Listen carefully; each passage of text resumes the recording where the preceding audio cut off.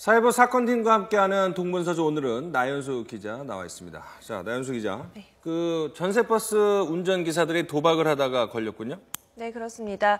전세버스 차고지에 있는 휴게실에서 단체로 상습적으로 도박을 벌인 버스기사들과 도박장을 운영한 업자가 붙잡혔습니다.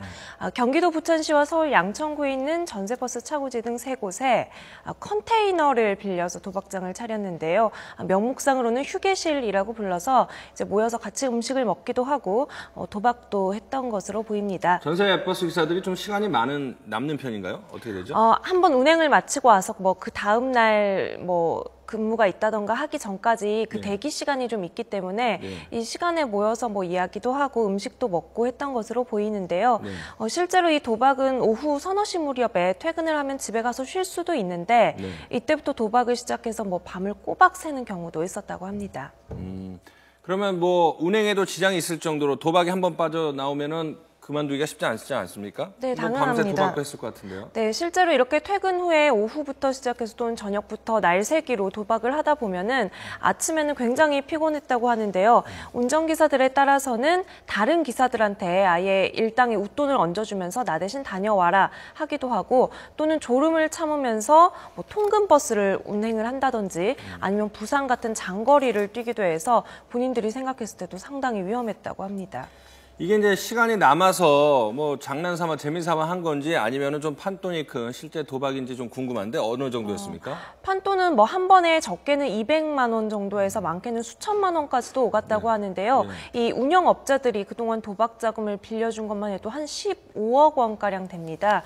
이자를 연이율 최대 1,800% 이상 붙여서 받아내기도 했는데 이렇게 운행을 하다 보면은 도박 자금을 갚지 못해서 가지고 있는 버스를 통째로 빼앗긴 사람들도 있었거든요. 예를 들면은 도박 자금 한 3,800만 원을 갚지 못해서 운영업자들이 이 기사가 몰던 회사 소유 버스 열쇠를 빼앗아서 물류센터 같은 데다가 숨겨놓고 주지 않기도 했다고 합니다. 그러니까 거의 생업을 걸고 했다고 봐야겠죠. 자, 대청도에서도 도박판이 벌어졌다는 건데 이건 어떤 사건입니까? 네, 대청도는 그 서해 5도 가운데 하나죠. 서해 북단에 있는 작은 섬인데요.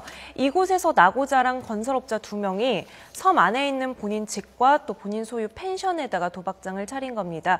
이 섬이 주민들이 한 1,200명 정도 된다고 하니까 서로서로 참 잘 알고 지낼 텐데요. 주민들끼리 이렇게 아름아름 오며 가며 이 도박장 자리에 끼게 됐고 한 번에 한 8명씩 또는 17명씩 도박판을 벌였습니다. 여기도 역시 한번 판이 벌어지면 수백만 원에서 최대 수천만 원이 오가기도 했다고 하는데 지난 1년 동안 오간 판돈이 한 4억 원가량 된다고 합니다. 자, 대청도가 그렇게 크지도 않고 섬 주민들끼리 서로 잘 알고 있을 텐데 1년 동안 그렇게 도박을 해도 걸리지 않은 특별한 이유가 있을 것 같기도 합니다. 네, 그래서 지금 경찰도 대청 파출소 직원들이 이 도박판이 벌어진다는 사실을 알고 있지 않았겠느냐, 알고서도 눈 감아준 것이 아니냐 하는 부분에 대해서 좀 조사를 하고 있습니다. 대청 파출소장이 지난해 2월에 부임을 했다고 하는데 몇 차례 주민들에게서 식사를 제공받기도 했다고 해요. 큰 돈은 아니었지만요. 그래서 이런 친분 관계를 좀 가지고 도박 사실을 알고서도 그냥 봐준 게 아니냐, 이 부분에 대해서도 들여다보고 있습니다. 예, 지금까지 사회부 사건팀 나연수 기자와 함께했습니다. 고맙습니다.